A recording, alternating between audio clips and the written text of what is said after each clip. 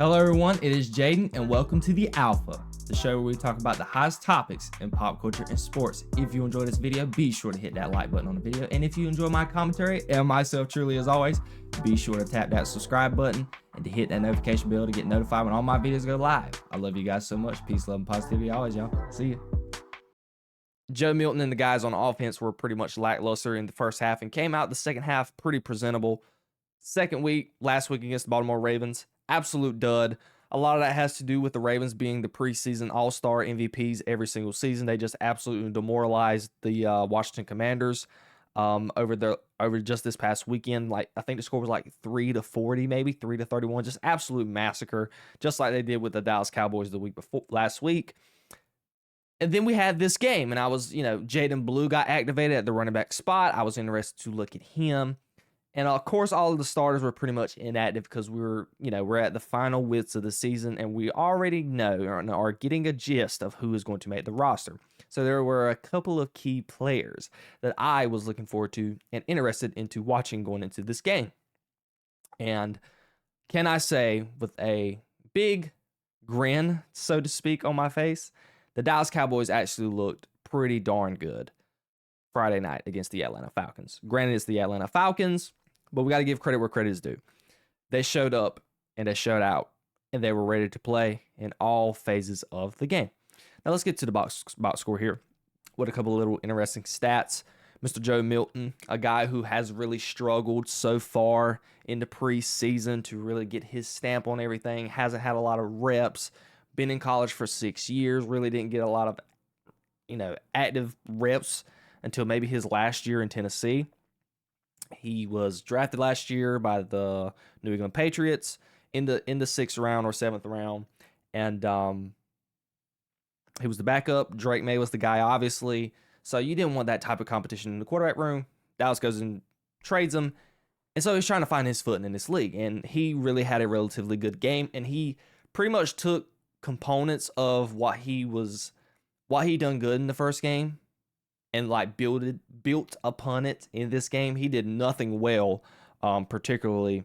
I don't know why I'm sitting here, talking to you guys while this is on here, but full screen for me, please.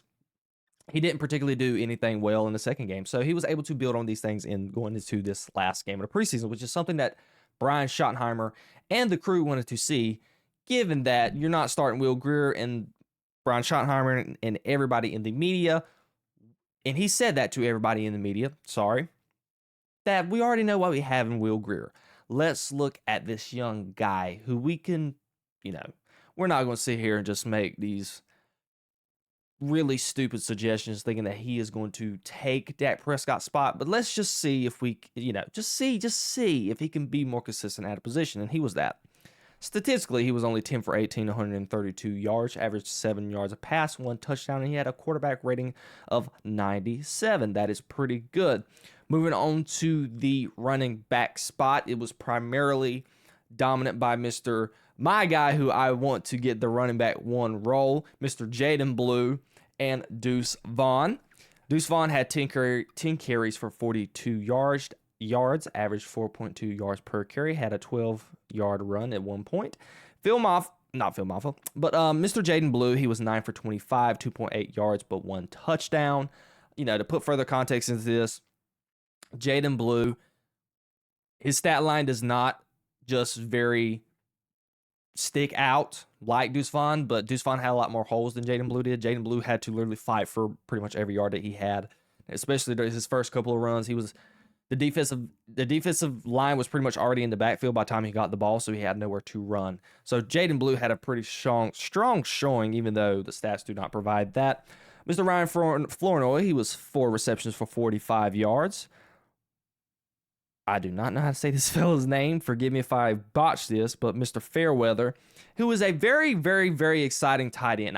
He's not going to make the team.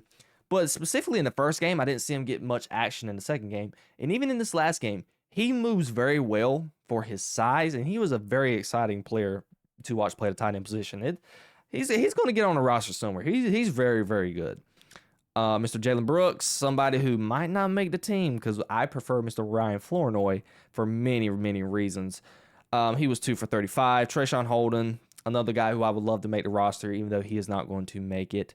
He was 2 for 22 yards. And that's pretty much just, when we're looking at stats, the offensive side of the ball, we don't really want to look at defense. Nothing really, popped out on the defensive side of the ball. Nobody really knocked my socks off outside of Mr. James Houston. Okay. And I'm gonna make this about the next show because I don't know when the final cut line is for the 53-man rosters. It has to be some point this week. I want to say it's got to be by Friday if I do not want to be mistaken. But I don't know I'm guessing I don't know the official cut date for the final 53-man roster. So I'm gonna discuss some of these players who I think should make the roster on Wednesday night show. But I can tell you that somebody who I want to make the roster is Mr. James Houston at a defensive end position. Now, he has an uphill climb, but man, has he produced. He is stopping the run. He is very good rushing the passer. He's very good. Another guy, Perion Winfrey. He is, in my opinion, right now, our best run stopper. And this guy is an undrafted free agent. If I'm mistaken, do not quote me on that. I may be wrong. But he is our best run stopper. Osa, love him. He can't stop the run. He's just a great pass rusher. And everyone else, of course, we have Mr. Mozzie Smith, the rookie Toya, all these guys. I've not seen anyone stop the run as well as Winfrey has. So I hope he makes the roster as well. And all around, just great performance by the defense. But I specifically want to get to the offense, okay? The Dallas Cowboys offensively all postseason has looked very anemic. For the first 2 games, I want to say they were negative in net yardage at the end of the first half. And even at the end of the second game last week, I don't even know if they had more than 30 yards of worth of offense. That's just how bad they were. So going into this game, and by the time I got done consuming it after the fact that Joe Milton got out of the game, because I think Joe Milton pretty much got took out after the third quarter. But I was very satisfied. And I was sitting there like, what could be, with the future ones, the first team guys who are getting ready to, have to run this style of offense. Because we've been in the media, and I've been studying the media, and Brian Schottenheimer has really stated that he has been pretty vanilla on offense, and that has been his excuse for most of the preseason. It has been on display for the first couple of games, outside of maybe the second half for the first game. But with this, you saw he established the run early, got Joe Milton in a rhythm, and then Joe Milton was able to hit play action off of the run, bounce off of that, and complete very high percentage throws down the field. And you had a first play drive touchdown to start off the game. That is a type of offense that is very Dak-centric, and that is going to help Dak Prescott be essential. Because this is something that the Dallas Cowboys have to do in general. The Dallas Cowboys have to be able to be a team that is going to be able to establish the run and stop the run. So far in the Brian Schottenheimer, they have checked one of those boxes. They have pretty much been able to establish the run. One thing that I can give Brian Schottenheimer credit for, granted, we haven't seen this against the starters, but even in last preseason, I did not see the Dallas Cowboys really run the ball as efficiently as he has been able to during his stint so far as the head coach. Mike McCarthy, for some reason, was not able to establish the run like he wanted to. And he said that he wanted to. I don't know if it had to do with because of his vanilla, very vanilla, mind you, offensive package and, scheming up the run. But Brian Schottenheimer has done an exceptional job, in my opinion. So that is something that I can say positively, and that's possibly a box that we could check going on into the season. But the other box is still to be determined, and that is stopping the run. Even today, in this past game, let's look back at the Atlanta Falcons rushing attack altogether. They still average 4.7 yards a carry. It's still not good enough. That number needs to be below 3. The number has to get below 3. The Cowboys have to find an identity. They just had to find an identity, and that is going and that has to be their identity. They have to be able to stop the run and run the ball. We know Brian Schottenheimer offensively is going to establish an offensive running style, play style type of identity. But defensively, we know for the past couple of years they have been riding off of takeaways, but my only problem with that type of mindset and defensive game plan, what if those turnovers aren't coming that game? What is going to be your backup plan? I would rather for you to be able to stop the run efficiently than worry about getting turnovers. Because when we get into the playoffs, we are going to be playing teams who know how to take care of the football on a consistent basis.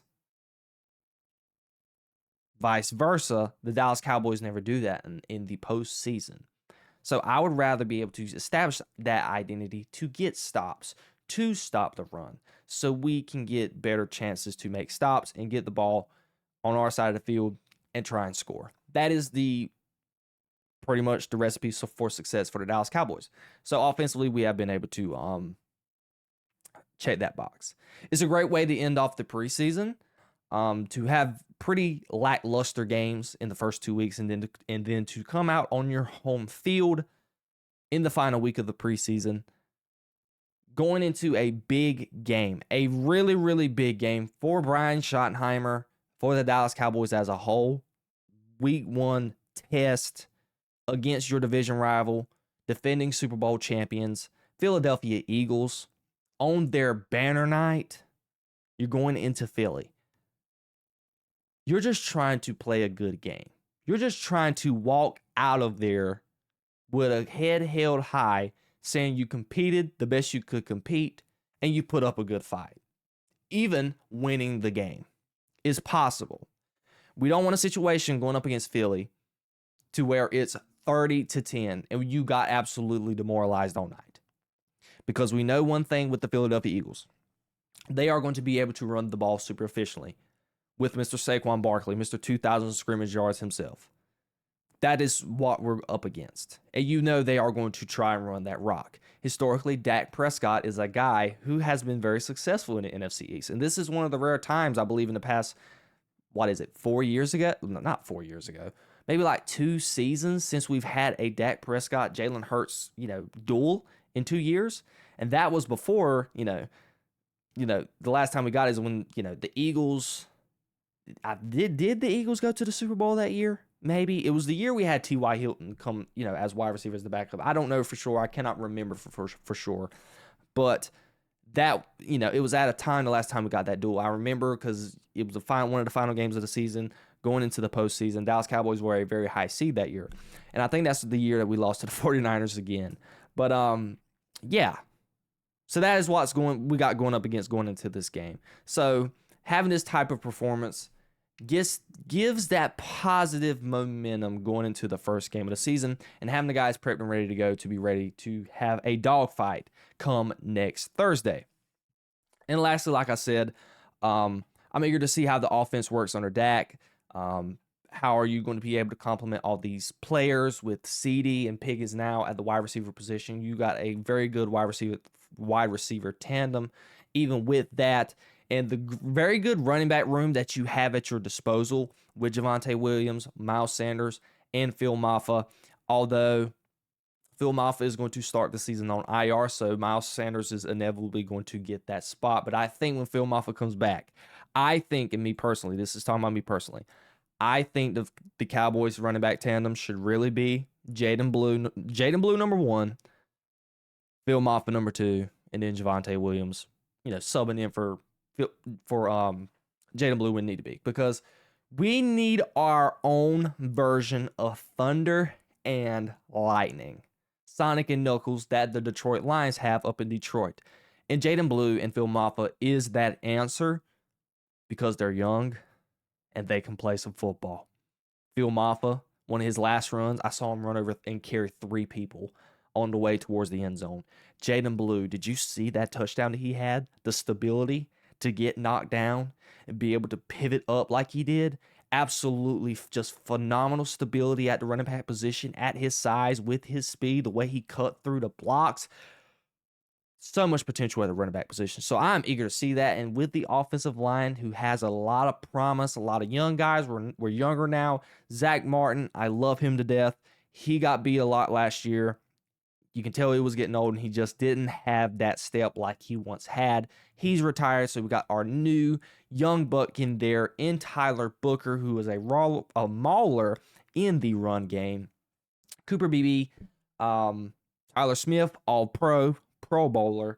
Tyler Guyton, who is someone we're looking into try and build upon his second year. And Mr. Terrence Steele, in my opinion, who is the weak spot on the offensive line, but he's at the right tackle position. If you want to have a weak spot at any point on your O-line, the right tackle position is really the one you want to have to be the weak link. So that is what we got to look forward to going into the season. So overall, just getting back to just the game aspect of this from the preseason. Very well done. Looking forward to the future. And I'm very interested to see what we do as far as roster cuts. I'm hoping to have that conversation with you guys at some point in next show, because there's already been some names that have been waived. I'm not going to get to the specifics of that just yet. I'm going to save that for Wednesday's show. But overall, ladies and gentlemen, what did you think of the Cowboys preseason game? I think it was overall great, and I'm excited going into our first game next Thursday. Ladies and gentlemen, football season is here, and it is in the air. I want to know all of your comments down below.